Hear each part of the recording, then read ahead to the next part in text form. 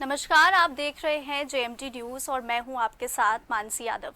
उम्मीद है आपने धूमधाम से रोशनी का पर्व दीपावली मनाया होगा और आज पर्व है गोवर्धन पूजा का। आज पर्व है कन्हैया को 56 भोग लगाने का। ये पर्व क्यों खास होता है, इसका क्या महत्व है, क्या विशेषता है, इस दिन क्या करना चाहिए, क्या नहीं करना चाहिए, इन्हीं सब बातों पर आज जानकारी प्राप्त करने के लिए हमारे साथ मौजूद हैं आशीष गोस्वामी जी, बांके बिहारी मंदिर मथुरा के मुख्य सेवायत हैं। तो सबसे पहले तो आशीष जी, बहुत बहुत स्वागत है आपका जेएमडी न्यूज़ पर और दीपावली की हार्दिक शुभकामनाएं आपको। राधे राधे जी। आपको भी बहुत बहुत शुभकामनाएं। जी, तो आशीष जी, सबसे पहले तो मैं यही जानना चाहूँगी, क्योंकि गोवर्धन पूजा का ये पर्व है, तो ये पर्व आखिर मनाया क्यों जाता है, इसका महत्व क्या है? देखिए, ब्रज मंडल में बहुत सारे त्योहार मनाए जाते हैं, लेकिन कार्तिक के महीने में गोवर्धन पूजा, भगवान का 56 भोग और गौचारण की लीलाओं का विशेष समावेश बताया गया है। ये कार्तिक मास के महीने का जी। महात्म है। भगवान कृष्ण ने जब इंद्र का मान मर्दन करने के लिए 7 दिन तक अपनी कन्नी उंगली पर गोवर्धन पर्वत को धारण किया था जी। और वहां ठाकुर जी को सुबह से लेकर शाम तक 8 बार मैया यशोदा लाला को भोग लगाती थी, उन्हें खाना खिलाती थी, उन्हें बाल भोग दिया करती थी, उन्हें नाश्ता दिया करती थी। तो दिन में 8 बार ठाकुर जी को भोग की सेवा हुआ करती थी। और इस 7 दिन तक भगवान ने गोवर्धन पर्वत को अपनी कन्नी उंगली पर धारण किया था। उस समय भगवान कृष्ण की उम्र केवल 7 साल थी। तो ऐसा कहते हैं कि हमारे जीवन में भी 7 दिन होते हैं और भगवान को हम दिन में 8 बार भोग लगाते हैं। तो 7 8 56, मतलब 7 इंटू 8, ये मल्टीप्लाई करके जो 56 नंबर निकलता है, इतना भोग लगाने पर भगवान को हम ये भाव रखते हैं कि हमने अपने जीवन का सारा प्रसाद एक ही बार में भगवान को भेंट कर दिया। जी। 56 भोग की संज्ञा दी गई है, लेकिन 56 भोग जब भगवान को अर्पित किया गया था, उस संख्या में बहुत ज्यादा था और भगवान कृष्ण ने इंद्र का मान मर्दन करके ब्रजवासियों के द्वारा गोवर्धन पर्वत की पूजा कराई गई थी और वहां गोवर्धन गिरिराज महाराज को 56 भोग अर्पित किया गया था। तो ये कथा वहां से जुड़ी हुई है। जी, तो आशीष जी, जैसे 56 भोग का महत्व आपने बताया, कान्हा को क्या क्या चीज़ें 56 भोग में लगाई जा सकती हैं? जैसे अगर भोग कृष्ण को लगाना है आज के गोवर्धन पूजा के दिन, क्या क्या मिठाइयों को शामिल किया जाता है 56 भोगों में? देखिए, 56 भोग मैंने बताया, जैसे कि 56 भोग संज्ञा है, एक शब्द है, लेकिन प्रसाद तो कई गुना ज्यादा बनता है। बहुत सारी वैरायटियां होती हैं, अलग अलग क्वांटिटी होती है, क्वालिटी बहुत डिफरेंट होती है। इसमें आप नमकीन में खाजा है, गुजिया है, जलेबी है और मिठाई, जो जितने भी पकवान आप सोच सकते हैं, जी। वो सब 56 भोग के अंतर्गत आते हैं। और 56 भोग मैंने बताया कि संज्ञा है, केवल नंबर ऑफ काउंटिंग नहीं है, या सैकड़ों की तादाद में पकवान भगवान को भोग लगते हैं। और इसे यदि पूरा करें तो इसे कहते हैं 56 भोग और 36 व्यंजन। जी। माने भगवान को भोग लगने वाले प्रसाद में 36 व्यंजन और होते हैं, जिसमें कि अचार है, मुरब्बे है, चटनी है, पापड़ है, तरह तरह के। ये इस प्रकार से 56 भोग 36 व्यंजन की संज्ञा बनती है और ये भगवान को भेंट किया जाता है, तब 56 भोग पूर्ण होता है। एक मैं आपको और बात बताना चाहूंगा कि 56 भोग केवल, अक्सर लोग कहते हैं कि हम देवी पर गए थे, वहां भोग लगा 56 भोग लगाकर आए हैं। कोई कहता है हम खाटू श्याम जी पर गए थे, वहां लगाकर आए हैं। 56 भोग केवल भगवान कृष्ण का लगता है, 56 भोग केवल बांके बिहारी जी महाराज को लगता है, क्योंकि भगवान कृष्ण ने ही 7 दिन तक जो गोवर्धन पर्वत को अपने कन्नी उंगली पर धारण किया था और ठाकुर जी को दिन में 8 बार भोग लगाया जाता है। इस कारण से 56 भोग की संज्ञा और 56 भोग प्रसाद केवल और केवल श्री बांके बिहारी जी को लगाया जाता है, भगवान कृष्ण को लगाया जाता है। अन्य किसी देवी देवता को 56 भोग की संज्ञा से प्रसाद अर्पित नहीं करते हैं। जी। गोवर्धन पूजा जो होगी, उसका विशेष मुहूर्त क्या रहेगा आशीष जी इस बार? क्योंकि बहुत कंफ्यूजन भी थी, किस दिन में मनाया जाएगा, किस दिन पे नहीं है। अगर विशेष मुहूर्त की बात करें तो गोवर्धन पूजा का वो मुहूर्त क्या और किस विधि विधान से ये जो पूजा है करनी चाहिए, किन बातों का खास ख्याल रखना चाहिए पूजन करते वक्त? देखिए, 56 भोग के दौरान जो गिरिराज जी की पूजा होती है, गोवर्धन पूजा करते हैं। इस गोवर्धन पूजा में हम ब्रजवासी जन अपने घर में आंगन में गाय के गोबर के गोवर्धन बनाते हैं। बड़े सुंदर भाव से उनकी डेकोरेशन की जाती है। खील और बतासे से उनका श्रृंगार किया जाता है। गोटा कागज से उनका श्रृंगार किया जाता है। उनके मुख में और उनके पेट में एक कुल्लनुमा एक गड्ढा बनाया जाता है। और ब्रजवासी जन श्री बांके बिहारी जी महाराज के दर्शन करने के उपरांत फिर गोवर्धन नाथ की पूजा करते हैं। समय मुहूर्त ये पंडितों का विषय है, लेकिन हम ब्रजवासी जन बिहारी जी महाराज के दर्शन करने के बाद और श्री बिहारी जी महाराज को पकवान प्रस्तुत करने के बाद संध्याकालीन बेला में जैसे ही गौचारण से गैया लौट कर आती हैं, उसके बाद ये शुभ मुहूर्त होता है कि उस समय जब गैया लौट कर आती है तो ऐसा भाव रहता है कि ठाकुर जी भी अपनी गैयों को चराकर लौट आए हैं गौधूली बेला में। उस समय गोवर्धन पूजा का सबसे शुभ मुहूर्त होता है। ये घड़ी समय पंचांग देखना एक अलग विषय है, जहां ब्रजवासी जन केवल भगवान के उन समयों को देखा करते हैं जब गैया लौट कर आ रही हो, जब पंछी जग गए हो। ब्रज में जो ठाकुर जी के मंदिर का घंटा बजना शुरू हो जाता है, तो यही हमारे लिए उचित समय और शुभ घड़ी मानी जाती है। उस समय गिरिराज जी महाराज को दूध चढ़ाया जाता है, बतासे चढ़ाए जाते हैं, खील चढ़ाई जाती है जी। और वहां गिरिराज जी महाराज को ऐसा निवेदन किया जाता है कि आपको हमारे ब्रज की रक्षा करने का जो आपने भार उठाया था, इसलिए हम सभी ब्रजवासी आपको ये दूध, पकवान रूपी 56 भोग और जो बतासे हैं, खील है, ये अर्पित कर रहे हैं। अपना अन्न धन आपको समर्पित कर रहे हैं। आप इसी प्रकार से हम ब्रजवासियों की रक्षा करें। भगवान कृष्ण का साक्षात रूप गोवर्धन महाराज हैं। इस प्रकार से हम भगवान की बांके बिहारी जी महाराज की आरती तक इस पूजा को समापन करते हैं जी। पंडित जी, जैसे अमूमन तौर पे जो घरों में गोवर्धन की स्थापना होती है वो या तो आंगन में या मुख्य द्वार पर की जाती है। मैं ये जानना चाहूंगी, एक तो मुख्य द्वार पर करने के पीछे की क्या महत्व है, वहाँ क्यों किया जाता है, और क्या घर के अंदर या अगर मंदिर में कोई स्थापना करना चाहता है तो क्या वहाँ पर गोवर्धन की स्थापना की जा सकती है? देखिए, गिरिराज जी का जो स्थापना की जाती है या तो मुख्य द्वार के नजदीक की जाती है या मुख्य द्वार के ठीक सामने ही जो आंगन होता है वहां की जाती है। ऐसा भाव रहता है कि गोवर्धन नाथ को देखकर भगवान कृष्ण जो गौचारण करके लौट रहे होते हैं वो आकर्षित होते हैं अपनी ग्वाल मंडली के साथ और वहां आके विराजमान होते हैं। भगवान कृष्ण स्वयं साक्षात गोवर्धन नाथ के रूप में हमारी सेवा को स्वीकार करते हैं। इसी कारण से गोवर्धन महाराज की स्थापना या तो गेट के घर के मुख्य द्वार पर या मुख्य द्वार के सामने आंगन में की जाती है, ताकि भगवान हमारे घर आए और हमें आशीर्वाद दें और हमारी सेवा को स्वीकार करें।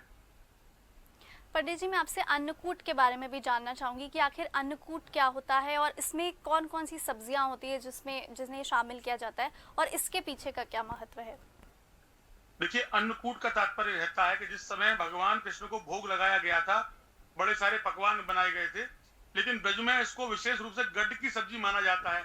आप लोग अपनी लैंग्वेज में जिसे मिक्स वेज कह देते हैं, ब्रज में गड्ढ की सब्जी बनती है। इसमें सारी सब्जियां, जितनी भी सब्जी जिनका भी आप नाम जानते हो, वो सबको एक साथ मिश्रित करके भगवान को भोग लगाते हैं। इसमें चावल का भोग लगता है। इसमें जो हमारे यहाँ भोग लगाया जाता है, चावल के साथ दाने मिलाए जाते हैं, मक्का के, और मंगाया जाता है उसमें बाजरा, और वो सब मिलाकर भगवान को पहले भोग लगाते हैं। कढ़ी का भोग लगता है अन्नकूट में। पूरी पकवान पकौड़ी बनाई जाती है। ये सारा प्रसाद बनाकर ठाकुर जी को भेंट करा जाता है। उसके बाद हम सबसे पहले गैयों को भोग लगाते हैं, तो गैया भगवान का साक्षात प्रिय रूप है। और उसके बाद ये सारा प्रसाद ठाकुर जी को भोग लगाने के बाद गोवर्धन नाथ को अर्पित किया जाता है, फिर भक्तों को बांटा जाता है। अन्नकूट से भाव है कि हमने सारा अन्न मिलाकर जो विशेष पकवान ब्रजवासियों का जो भोग ठाकुर जी को अर्पित करने का स्वरूप है, उसे अन्नकूट के रूप में प्रस्तावित करते हैं जी। आशीष जी, आज के दिन किन खास बातों का ख्याल रखना चाहिए कि वो गलतियां हमसे ना हो, जिससे हम भगवान श्री कृष्ण का जो आशीर्वाद है वो प्राप्त करते करते रह जाए? जैसे होता है कि कुछ बातें आपको ख्याल रखनी चाहिए या तो पूजन करने के दौरान, या आज के दिन क्या किन गलतियों से बचना चाहिए या क्या कुछ नहीं करना चाहिए आज के दिन? देखिए, वैसे तो ब्रज में हमारे यहाँ उत्सव को बड़े धूमधाम से मनाते हैं, लेकिन मैं आपको बताना चाहूंगा इस समय पर व्यक्ति को किसी प्रकार के अवक्ष का भोजन नहीं करना चाहिए, कोई प्रकार से मदिरापान नहीं करना चाहिए, व्यक्ति को मिथ्या भाषण से बचना चाहिए, झूठ बोलने से बचना चाहिए, किसी के साथ अत्याचार करने से बचना चाहिए, अपने आचरण में शुद्धता पवित्रता रखनी चाहिए। अपने घर के द्वार पर आए किसी भी याचक को खाली हाथ नहीं लौटाना चाहिए, क्योंकि कहते हैं भगवान न जाने कब किस रूप में आपके द्वार पहुंच जाएं, और यदि उसको आपने वापस खाली हाथ याचक को लौटा दिया तो आप उसके दोष के भागी बनने वाले हैं। भगवान को, ठाकुर जी को गोवर्धन पूजा वाले दिन अन्नकूट का भोग लगाएं, जो है चावल का, बाजरा का, कढ़ी का और गड्ढ की सब्जी का, पूरी पकवान का भोग लगाएं। तदुपरांत संध्या कालीन बेला में गिरिराज जी महाराज को विराजमान करें, उनकी परिक्रमा करें, उन्हें दूध बतासे खीर चढ़ाएं, पकवान चढ़ाएं और उसके बाद आशीर्वाद लें और वहां परिक्रमा करें। 4 परिक्रमा करनी चाहिए गिरिराज जी की। भगवान कृष्ण की 4 परिक्रमा का विधान है।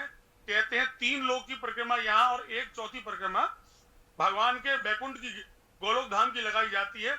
इस प्रकार भगवान कृष्ण की 4 परिक्रमा लगाने का विधान है। जब आप ऐसा करते हैं और मन में भाव रखते हैं और कहते हैं कि मानसी गंगा श्री हृदय गिरिवर की परिक्रमा दे, कुंड कुंड चिन्नामृत लो, अपनो जन्म सफल कर लो, कहने से भाव है कि आप गिरिराज जी की परिक्रमा करें। जितने भी रास्ते में कुंड पड़ते हैं, जो वहां पर राधा कुंड है, कृष्ण कुंड है और बड़े सारे सुरभि कुंड वगैरह पड़ते हैं, सबकी परिक्रमा करें, सबका जल का आचमन करें, यमुना का जल लें और वहां गिरिराज जी महाराज को दूध, पेड़ा, दही और जो पंचामृत से उनका अभिषेक कराएं। उसके बाद खीर बतासे अर्पित करें, रबड़ी का भोग लगाएं, उसके बाद आशीर्वाद लें। ऐसा मन में भाव लेने से ही, ऐसा विचार करने से ही आपको अपने घर में भी गिरिराज जी की संपूर्ण परिक्रमा करने का फल प्राप्त हो जाता है। ऐसा ब्रज में वर्णन किया गया है। जी। आशीष जी, जैसे लोग गोवर्धन पर्वत की परिक्रमा करने मथुरा में जाते हैं, लेकिन अगर आज के दिन गोवर्धन पर्वत की परिक्रमा की जाती है तो उसका कितना फल लोगों को मिलता है? आज के दिन परिक्रमा करने का क्या महत्व होता है, अगर आज के दिन कोई परिक्रमा करता है तो? देखिए, अगर आज के दिन आप स्वयं चलकर वृंदावन आ रहे हैं, गिरिराज जी जा रहे हैं, वहां की परिक्रमा कर रहे हैं, तो मैं कहूंगा कि आपसे भाग्यशाली इस दुनिया में कोई नहीं है। लेकिन फिर भी यदि आप किसी कारणवश नहीं आ पा रहे हैं, आप अपने घर में ही गिरिराज जी की स्थापना करें, उनकी 4 परिक्रमा करें, रात्रि बेला में उनके समक्ष बैठकर कीर्तन करें, भजन करें, भगवान कृष्ण का, राधा का ध्यान करें, उनको अर्पित करें। ऐसा करने से भी आपको गिरिराज जी की परिक्रमा का फल मिलता है। लेकिन यदि आप स्वयं आ रहे हैं तो मैं कहूंगा कि आपसे भड़भागी कोई नहीं है। भगवान कृष्ण की साक्षात आपके ऊपर विशेष कृपा है और ये कृपा निरंतर बनी रहे, ऐसा मेरा भगवान के चरणों में निवेदन है। जी। क्योंकि आप ब्रज से हैं, तो क्या ब्रज में जो गोवर्धन पूजा होती है उसको करने का विधि विधान अलग होता है? वहाँ किस तरीके से गोवर्धन जो पूजा है ये इसे किया जाता है ब्रज में खास तौर पर? देखिए, खास तौर पर ब्रज में जो गोवर्धन पूजा करने का विधान है, मैंने आपको बताया कि सुबह पूरा पकवान बनाते हैं, 56 भोग बनाते हैं, श्री बांके बिहारी जी महाराज को अर्पित करते हैं। उसके बाद दोपहर में अन्नकूट का प्रसाद होता है, जिसमें कि ठाकुर जी को हम चावल, बाजरा, कढ़ी और गड्ढ की सब्जी, पूरी पकवान बनाकर ठाकुर जी को भेंट करते हैं। संध्या कालीन बेला में अपने घर में आंगन में या घर के मुख्य द्वार के नजदीक में गिरिराज जी महाराज की गोबर से बनाकर स्थापना की जाती है। गाय का शुद्ध गोबर लेकर उसे बहुत सुंदर भाव से पुतला जैसा बनाया जाता है और उसको विराजमान करा जाता है। उनके मुख में और उनके पेट में बतासे डाले जाते हैं, खीर डाली जाती है, अन्न और मिष्ठान डाला जाता है। तदुपरांत वहां दूध चढ़ाकर उनकी परिक्रमा की जाती है, आरती की जाती है, बड़े भाव से पूजन विग्रह किया जाता है। इस प्रकार से ब्रज में पूरे दिनचर्या में गोवर्धन पूजा को विश्राम दिया जाता है और रात्रि बेला में हम सभी लोग जाकर अपने नजदीकी परिवार के साथ और गोवर्धन जी की परिक्रमा करते हैं, उनका आशीर्वाद लेते हैं, प्रसाद लेते हैं। तदुपरांत अगले दिन लौटकर आकर बिहारी जी के दर्शन करते हैं। इस प्रकार से ब्रज में गोवर्धन पूजा का महत्व बताया गया है। जी। आशीष जी, क्या आज के दिन जुआ खेलने को भी शुभ माना गया है? देखिए, किसी भी धर्म में, किसी भी पुराण में, किसी भी वेद में कहीं भी यूथ को जो जुआ है उसे कहीं भी उचित नहीं माना गया है। व्यक्ति अपने हास परिहास के लिए, अपने मन को बहलाने के लिए ऐसे कोई कृत्य करता है तो वो उसका अपना विषय, लेकिन कभी भी कोई भी हमारा धर्म शास्त्र न जुआ खेलने को, न मदिरापान करने को, न अवक्ष खाने की अनुमति नहीं देता है। ऐसा कहना करना लोग अपने स्वार्थवश करते हैं, हमारे यहाँ ऐसी कोई भी अनुमति नहीं है। जी। और आज के दिन ऐसे कौन से उपाय आपको करने चाहिए जिससे श्री कृष्ण का आशीर्वाद आपको मिल सके? ऐसे क्या खास चीजें लोगों को ध्यान में रखनी चाहिए या करनी चाहिए? यदि गोवर्धन पूजा के दिन आप अपने घर में थोड़ा सा मीठा और थोड़ी सी खीर बनाकर भगवान को अर्पित करते हैं और उस खीर को पूरे परिवार को भी खिलाते हैं, तो उस दिन का आप ये सत्य मानिए कि साक्षात भगवान कृष्ण का आशीर्वाद और उनकी कृपा आपके परिवार पर बरसती है और भगवान गोवर्धन नाथ जी आपके घर में विराजमान रहते हैं। और उस खीर की जो बची हुई शेष खीर रहती है, उसको अपने घर में किसी भी कोने में जहां मट्टी हो, कच्चा हो, वहां गाड़ दें।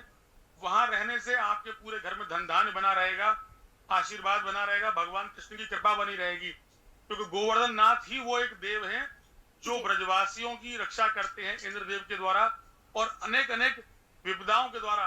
इस प्रकार से आपको सेवा करने से भगवान कृष्ण की और गोवर्धन नाथ जी की सहज प्राप्ति हो जाती है। जी आशीष जी, बहुत बहुत शुक्रिया ये तमाम जानकारी गोवर्धन पूजा के मौके पर हमको देने के लिए, और उम्मीद करती हूँ आपका दीपावली का पर्व बहुत ही खुशहाल गया होगा। और धन्यवाद हमसे जुड़ने के लिए और ये तमाम जानकारी गोवर्धन पूजा के मौके पर हमसे शेयर करने के लिए।